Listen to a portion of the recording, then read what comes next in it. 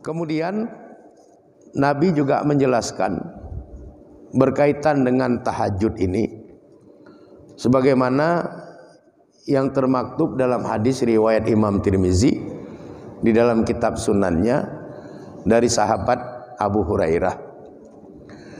Nabi bersabda, "Alaikum biqiyamil lail." Bagi kamu hendaklah menegakkan solat malam. Maksudnya solat tahajud. Fa innahu, maka sesungguhnya dia solat malam atau solat tahajud itu da'bus solihin qablakum, kebiasaan atau tradisi orang-orang soleh qablakum, sebelum kamu. Abu Hurairah memberikan syarah atas hadis ini.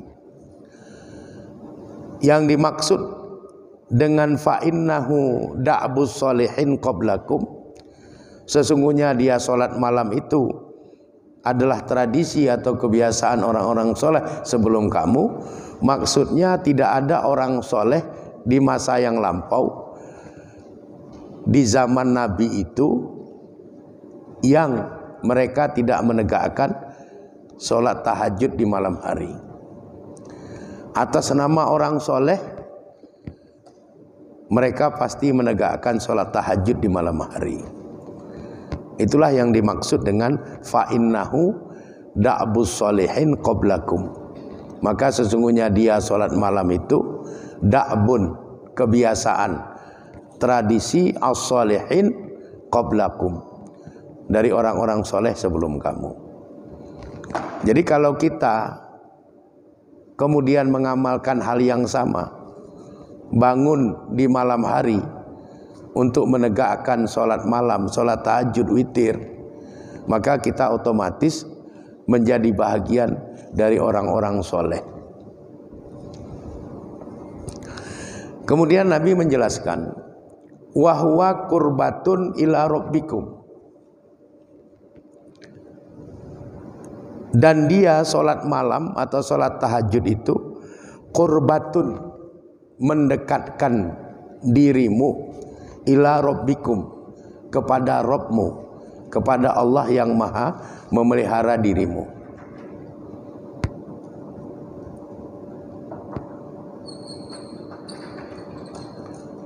Jadi kalau kita ingin dekat dengan Allah, jalan pintasnya, jalan tolnya, bangunlah di malam hari, tegakkanlah sholat tahajud. Kalau itu kita lakukan, qurbatun, mendekatkan diri kita, ila rabbikum, kepada Rabbmu.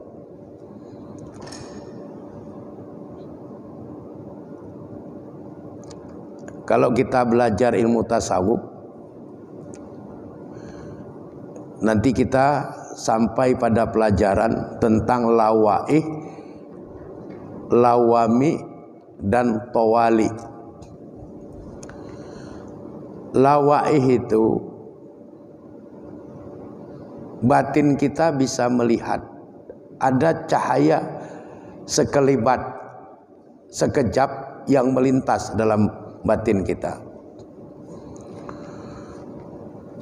Kalau terus kita lakukan tahajud, maka kita akan berpindah tempat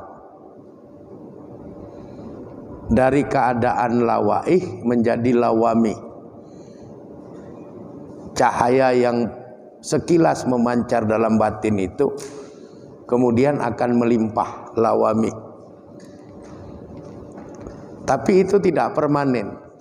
Kalau terus kita melakukannya, maka akan terjadi tawali, di mana cahaya itu terbit secara permanen dan rutin, seperti rutinnya matahari terbit di pagi hari di timur, tenggelam sore hari di barat, kembali terbit di timur di pagi hari keesokan harinya, dan seterusnya. Sehingga batin kita itu bukan hanya terus akan mendapatkan limpahan cahaya, tapi cahaya dalam batin kita itu terus hidup sepanjang kita bertaqarrub, mendekatkan diri kepada Allah dengan sholat tahajud yang kita tegakkan. Jadi jalan pintas bertaqarrub kepada Allah, tegakkanlah sholat tahajud di malam hari. Kita akan dekat dengan Allah. Kita akan mengalami experience of religion, satu pengalaman batin keagamaan yang sebelumnya belum pernah kita rasakan kalau kita sudah rutin menegakkan sholat tahajud di malam hari. Kemudian Nabi menjelaskan wa mukaffiratul lisayyi'at.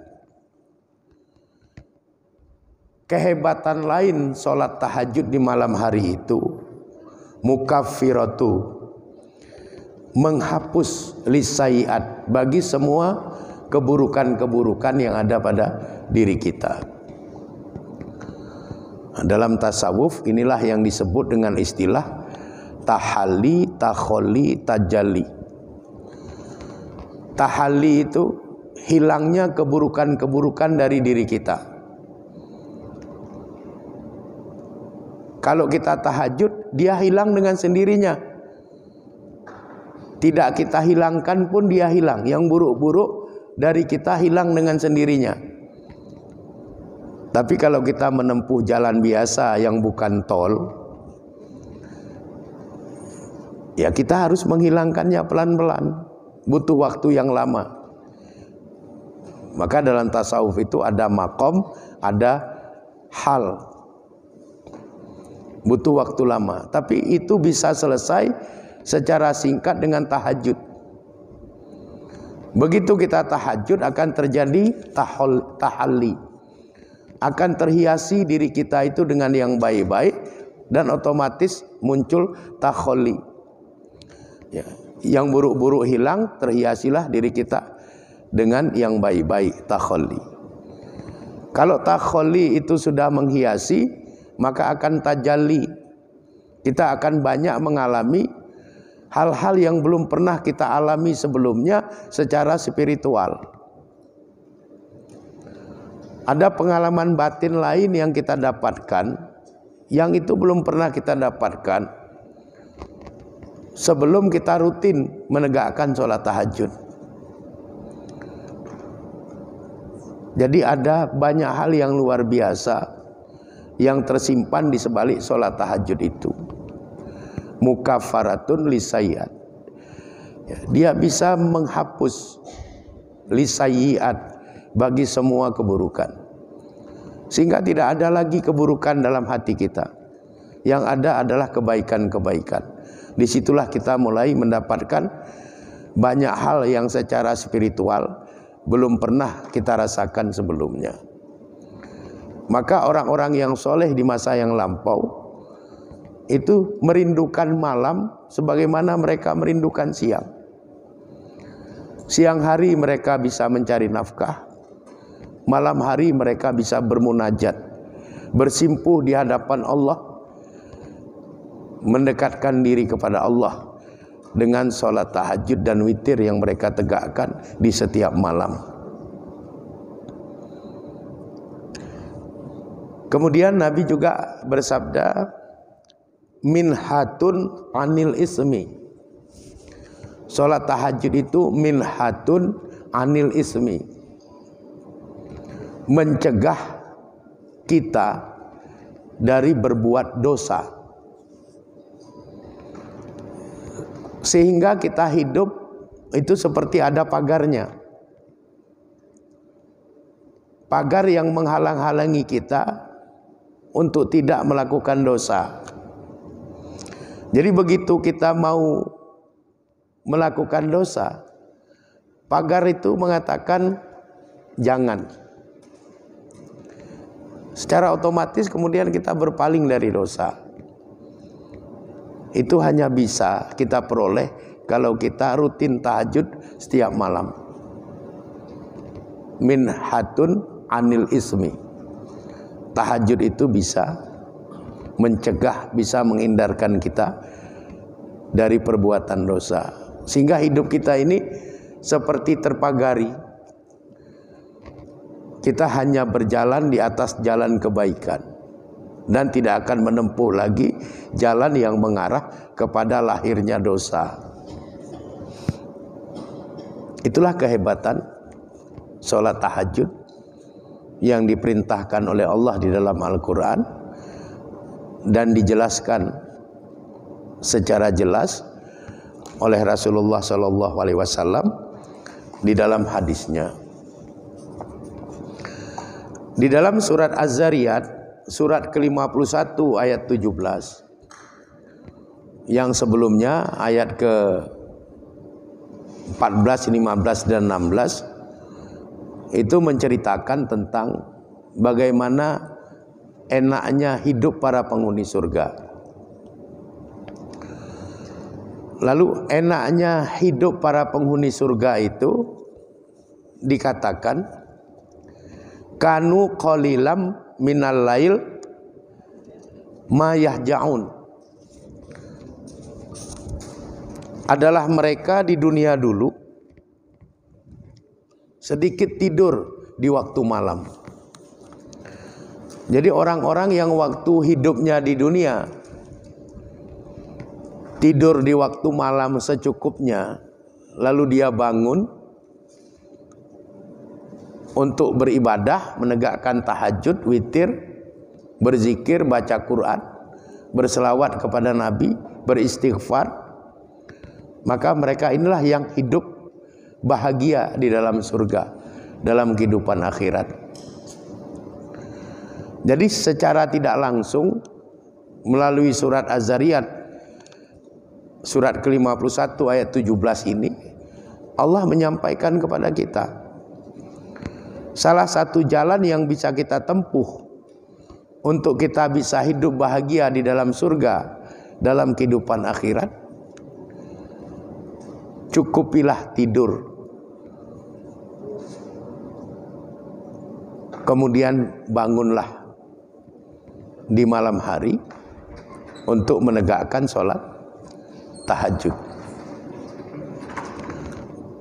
Dan setelah kita menutup tahajud dengan witir, maka akhirlah kegiatan kita dalam bermunajat kepada Allah di malam hari itu dengan beristighfar, dengan memohon ampunan kepada Allah. Karena saat yang paling baik mengajukan permohonan ampunan kepada Allah itu di saat sahur, di saat sepertiga malam akhir.